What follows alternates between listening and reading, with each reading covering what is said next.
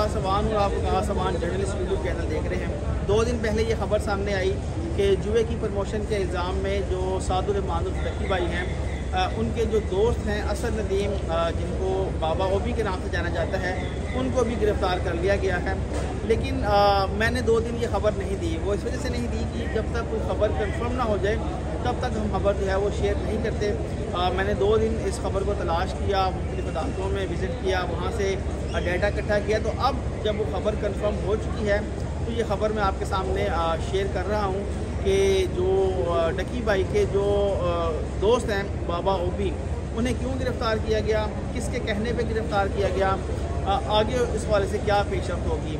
तो आपको याद होगा कि जब डकी भाई का जिस्मानी रिमांड चल रहा था तो इस दौरान जब एक जिस्मानी रिमांड के मौके पर NCCI ने वो जो रिमांड पेपर था वो अदालत में पेश किया तो उसमें ये लिखा था कि डकी भाई ने कुछ मुल्ज़िमान की निशानदही की है जो कि जुए की प्रमोशन में मुलव्वस हैं और उस निशानदही की बुनियाद पर कुछ मुल्ज़िमों को गिरफ़्तार करना है।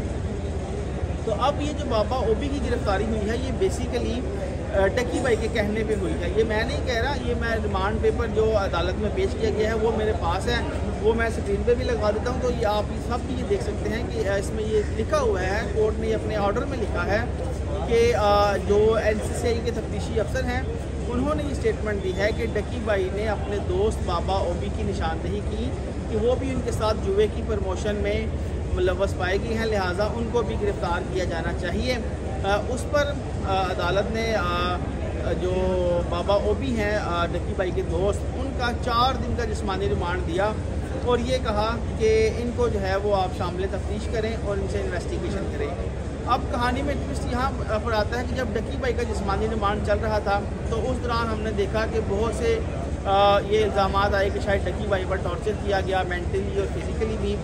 तो बाबा ओबी की वकील ने अदालत में ये कहा कि अदालत से ये इस्तदा है कि जो मेरा क्लाइंट है उसको टॉर्चर ना किया जाए।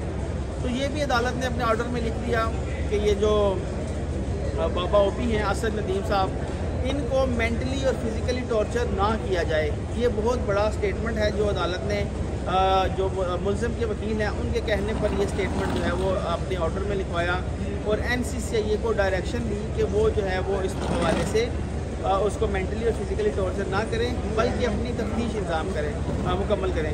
अब बाबा ओबी पर इल्ज़ामात क्या हैं? पहला इल्ज़ाम कि वो डकी भाई के दोस्त हैं, दूसरा इल्ज़ाम कि वो डकी भाई के साथ शरीक मुल्ज़िम हैं, तीसरा इल्ज़ाम कि डकी भाई ने खुद बाबा ओबी की निशानदही की कि जुए की प्रमोशन में उसके साथ हैं, चौथा इल्ज़ाम NCCI ने बाबा ओबी की गिरफ़्तारी के लिए मुतअद्दिद छापे मारे लेकिन वो रूपोश हो गए, पाँचवा इल्ज़ाम कि बाबा ओबी जो हैं वो पाकिस्तान छोड़कर बैरून मुल्क फ़रार हो रहे थे लेकिन उनका नाम पासपोर्ट कंट्रोल लिस्ट में था तो उनको जो FIA के एहलकार हैं उन्होंने लाहौर एयरपोर्ट पर रोका और वहाँ से इनको गिरफ़्तार किया।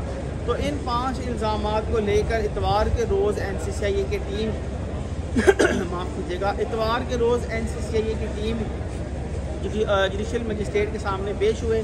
लेकिन इतवार को तो छुट्टी होती है तो फिर लेकिन कोई ना कोई ड्यूटी मजिस्ट्रेट जो है वो ज़रूर वहाँ पर होता है। तो ड्यूटी मजिस्ट्रेट के सामने ये चीज़ें रखी गई और ड्यूटी मजिस्ट्रेट को ये बताया गया कि ये अगस्त में ये FIR हुई थी और इस FIR में अब तक डकी भाई जो है वो गिरफ़्तार हैं। उनके जो मैनेजर थे सुबहान शरीफ वो बेल आउट हो चुके हैं, उनकी जो मिसिस हैं वो प्रीवियस बेल पे हैं।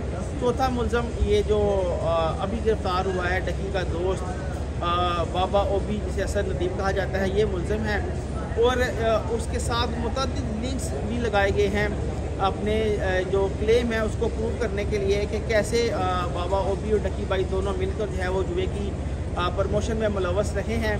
तो अदालत ने अपने ये जो तहरीरी आर्डर है जिस्मानी रिमांड के हवाले से वो भी मैं आपके साथ शेयर कर देता हूँ, वो भी आप देख लीजिएगा। तो उस आर्डर में अदालत ने ये बेसिकली कहा है कि क्योंकि ये एक ऑनगोइंग इन्वेस्टिगेशन प्रोसेस है तो जो NCCI है उसका पूरा राइट है कि वो इस केस को जो है वो मुकम्मल तौर पर इन्वेस्टिगेट करे और ना सिर्फ इन्वेस्टिगेट करे बल्कि इस इन्वेस्टिगेशन को पाया तकमील तक पहुँचाए। उसके लिए अगर उन्हें बाबा ओबी को जिस्मानी रिमांड चाहिए तो वो जिस्मानी रिमांड मिलेगा। बेसिकली NCCI ने 30 दिन का जिस्मानी रिमांड मांगा था क्योंकि जो कवानीन है उसके मुताबिक NCCI 30 दिन का जिस्मानी रिमांड मांग सकती है। तो उन्होंने एक साथ इसका 30 दिन का जिस्मानी रिमांड मांगा लेकिन अदालत ने क्योंकि ड्यूटी मजिस्ट्रेट थे तो ड्यूटी मजिस्ट्रेट जो है वो इतना ज़्यादा रिमांड नहीं दिया करते, तो सिर्फ 4 दिन का जिस्मानी रिमांड दिया था। अब कल जो है वो दोबारा असद नदीम उर्फ बाबा ओबी को जो है कल जुडिशल मजिस्ट्रेट नईम भट्टू के सामने पेश किया जाएगा और उनके मज़ीद जिस्मानी रिमांड की इस्तदा की जाएगी। कल ना सिर्फ बाबा ओबी की पेशी है बल्कि कल डकी भाई के हवाले से भी अहम दिन है, क्योंकि डकी भाई की जो ज़मानत पर समाअत है वो भी कल होनी है। वो होगी सेशन कोर्ट में। एडिशनल सेशन जज खातून जो एडिशनल सेशन जज हैं वो इस केस की समाअत करेंगी। गुज़िश्ता समाअत पर जो है वो रिकॉर्ड आ गया था, लेकिन उस रिकॉर्ड आने के बाद जो NCCI के तफ्तीशी थे उन्होंने अदालत से मोहलत मांगी कि उसमें बहस के लिए जो है मौका फराम किया जाए। वो अदालत ने मंजूर कर ली थी और जो है वो उनको मोहलत फराम की थी और सिर्फ उन्होंने ये कहा था कि 8 अक्टूबर तक तोसीह कर दें। 8 अक्टूबर को हम देखेंगे, क्योंकि 8 अक्टूबर को अरूज का केस भी लगा है।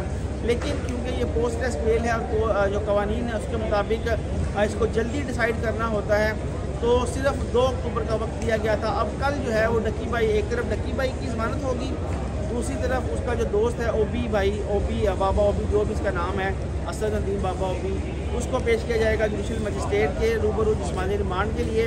तो कल जुए की प्रमोशन का ये जो केस है इस हवाले से बड़ा अहम है। देखेंगे कि कल जो है वह NCCI क्या प्रूफ लेके आती है, क्या जिस्मानी रिमांड एक्सटेंड होता है या क्या डकी भाई बेल होती है या बेल खारिज होती है। तो इन सब खबरों के लिए आप हमारे साथ जुड़े रहिए। अभी के लिए जो है मैं इजाज़त दीजिए। अल्लाह।